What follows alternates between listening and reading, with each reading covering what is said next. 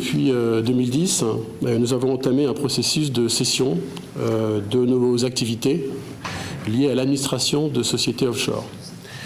Les liens avec sociétés ont été stoppés dès la cession de ces sociétés et qui exercent depuis leur activité en propre, c'est-à-dire de manière indépendante par rapport à notre groupe. Alors là, il y a eu un certain nombre de cessions, je vais juste les énumérer pour vous donner une idée de l'ampleur de l'exercice. En 2010, nous avons vendu BNP Paribas Bahamas Limited à Bank of Nova Scotia, une banque canadienne. La société a ensuite été, nous avons vendu le fonds de commerce à l'activité à Bank of Nova Scotia. Nous avons gardé la structure juridique qui a ensuite été liquidée en 2013. La succursale de BNP Paribas Wealth Management à Panama a également été vendue en 2010 à la Bank of Nova Scotia, la même banque canadienne. Et la structure juridique BNP Paribas Wealth Management Panama a été liquidée en 2012. BNP Paribas Trust Company à Genève a été cédée en 2010 au groupe Watamar et a été ensuite renommée par ce groupe Cordeo Corporate Services. Fidupar au Luxembourg a été cédé en 2014 à un cabinet d'expertise locale, d'expertise comptable locale. Et puis la dernière, BNP Paribas Trust BV aux Pays-Bas, a été cédé au début de cette année à un cabinet, là aussi, d'expertise comptable locale. Donc, toutes ces sociétés ont donc été cédées. Aujourd'hui, BNP Paribas n'exerce pas d'activité d'administration de sociétés offshore pour le compte de ses clients.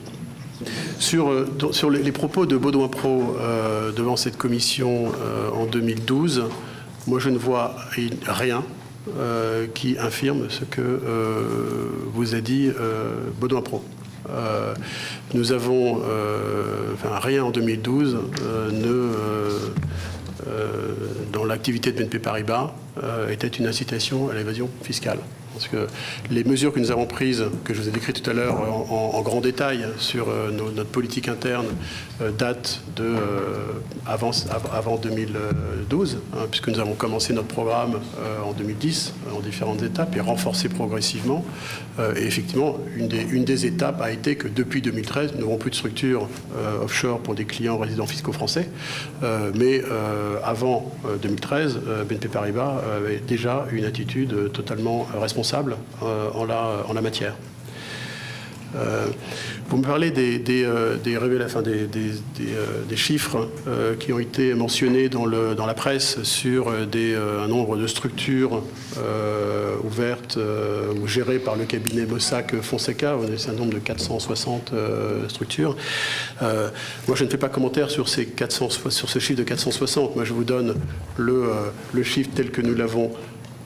Aujourd'hui, nous avons, comme je le disais, aujourd'hui 4 structures ouvertes, non bloquées, dans ces 38 juridictions. Je précise qu'au titre de parmi ces 4 structures, il y en a 2 qui sont des structures panaméennes, et 2 autres dans d'autres juridictions que Panama. Et voilà les informations aujourd'hui en termes de photographie que nous avons à la suite de notre programme mis en place donc, depuis un certain nombre d'années. Je crois que les chiffres qui ont été mentionnés dans la presse remontent, semble-t-il, à 1980. Je ne sais pas, je ne peux pas faire de commentaires sur ces chiffres.